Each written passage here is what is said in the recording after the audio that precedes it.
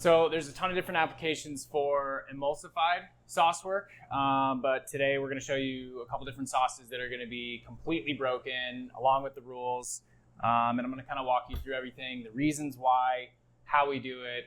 So let's dive in.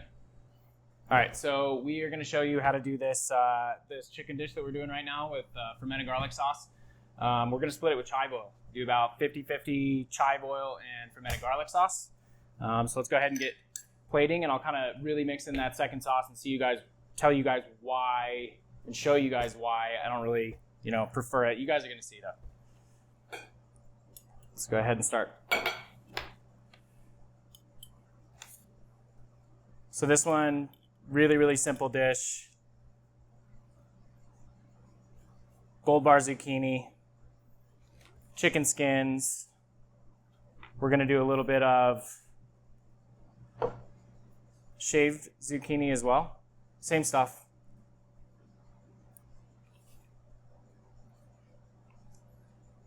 Show you guys a little bit of color contrast as well. Super crispy chicken skins.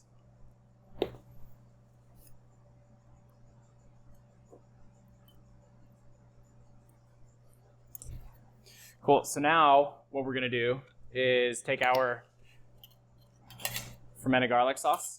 We're going to go about 50-50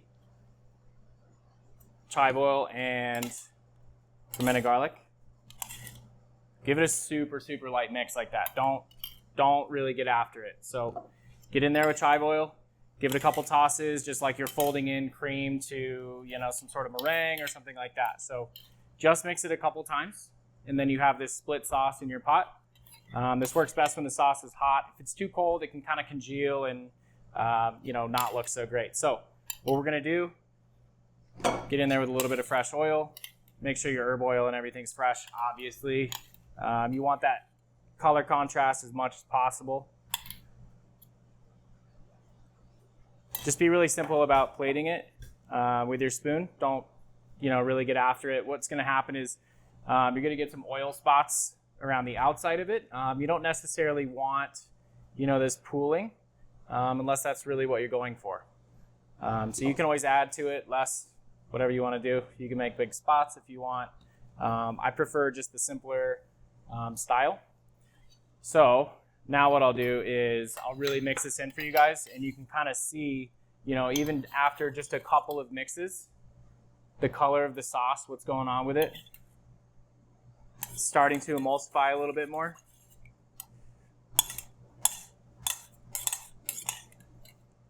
And you can kind of see where that sauce color is going, in contrast to it. If we really, really mix it in here, kind of turns this, off green, off white color. It's not nearly as appealing, not nearly as pleasing. So for something like this, I really prefer the broken look. And it's not just about the aesthetics, right? So this is going to be something that is, obviously intentional, but mouthfeel is going to be completely different. It's going to be immensely better. Believe it or not, this is actually going to have a lighter mouthfeel than this. This is going to have something that's completely emulsified. It's going to be super creamy and somewhat heavy on the palate. Whereas this is, you're going to be able to kind of discern the different textures. And ultimately, as you're tasting it, is going to be way, way lighter on the palate. That's not to say that they don't somewhat taste the same. They're going to kind of play a little bit similar, but I definitely prefer, somewhat more broken sauces. Again, this is totally dependent on the application. So this is one down. I'm going to show you guys one more example. So let's get into it. So our second example, what we're going to do is a little tomato dish that we're doing at the restaurant right now. So this has comfeed cherry tomatoes. We do compressed fennel, sun gold tomatoes, cucumbers, all from farms that are pretty close to us right now. So we're just trying to, highlight what we have here. We do make a split sauce with tomato water, they were calling it, or tomato consomme, and olive oil as well. So what we do with the consomme is take our tomatoes that are very, very ripe. They really don't have any shelf life left on them. We're going to go ahead and blend those up with lots of aromatics, basil and garlic and sweet onions, that kind of thing. We kind of let it drip dry through cheesecloth. And then what we end up with is a slightly, kind of reddish colored sauce that is full of those, aromatic and tomato flavors. What we do is we split it about 75-25 with really good olive oil, some really spicy olive oil. Fruity is also important, but you like to have that, a little bit of spice on the back.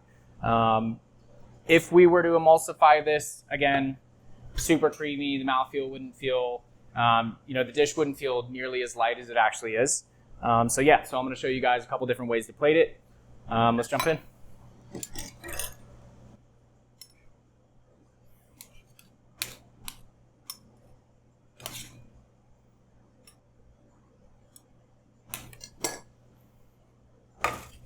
So again, super light, super fresh.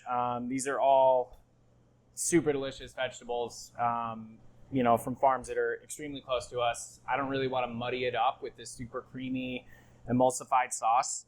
So we're going to go ahead and plate 1 and 1. I'll kind of show you guys, the big difference. You guys are going to see an immediate difference in color. But flavor, texture, mouthfeel, that's going to be the biggest difference here. Okay, so now that we have the 1 definitely split, you can kind of see our tomato consomme in there, some really good olive oil around the outside. So what I'm going to do is I'm going to take this and I'm going to buzz it up, and I'll show you guys, kind of the difference.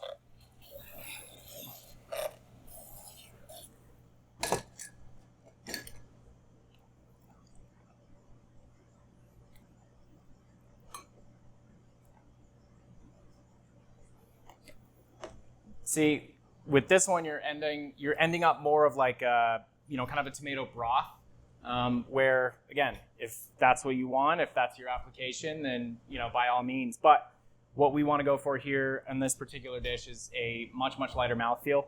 So we're going to go ahead with the split sauce. This is going to be infinitely better in my eyes. And then, the only thing to do, finish it off with some super delicious herbs from our garden.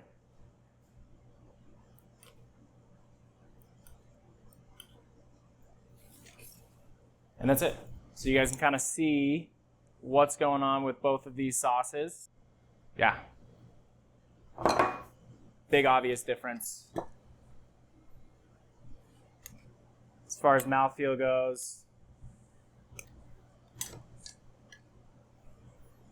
still good. Definitely creamy. Whereas that one just kind of attacks your palate right off the bat. But you're just kind of left with that nice, fresh vegetable flavor. With this one, this is just kind of lingering. All I can really taste is the sauce. And I do want to taste all these fresh vegetables. So, verdict. I'm going split. So the biggest difference you guys see is visual contrast. This one's split, this one's split. Obviously, these are fairly emulsified. The biggest difference for me, aside from visually, is the taste and the texture. These guys are fairly emulsified, so they're automatically going to have, a little bit heavier of a mouthfeel. They are creamier. Obviously, they're emulsified. You're still going to taste that, that fatty kind of component that's in there.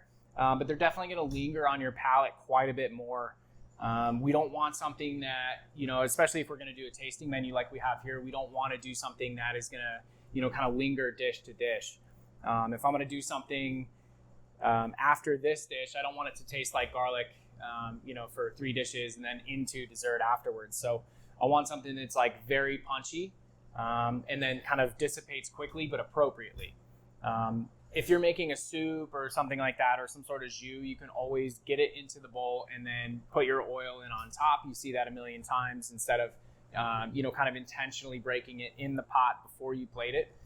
So when would I avoid these broken sauces? Obviously, there's, vinaigrettes, there's mayonnaise, like hollandaise, for example. Eggs Benedict. You've all tried it at home. You've all snapped the sauce. I've done it. We've all done it a million times. You don't want to put this greasy, disgusting mess on your eggs. Not good. So avoid that. But, take into account the application that you're going to use. And then, kind of go from there. This is something that we do here quite a bit, but it's all up to application. Again, mayonnaise, vinaigrettes, a little bit differently. We use a lot of broken vinaigrettes as well. But yeah, it's all up to application. If you want to make a spread or a dip or something, obviously you want it emulsified, something that's actually going to coat the vegetable or the fruit.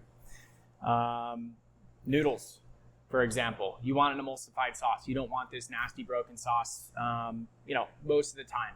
If you want to drag your noodles through it and you want your noodles to kind of hold on to that sauce, your pasta to hold on to that sauce, you definitely want something that's going to be a little bit more emulsified. I prefer these. Okay, so at the end of the day, you eat with your eyes first. It's going to hit the table. People are going to immediately feel that, visual appeal, that perception of value. You can definitely tell that you put the time and the effort into your sauce work. But once you have that visual appeal, the application, and you understand everything about the dish and why you're going to do it, and you know the rules, now you can break them.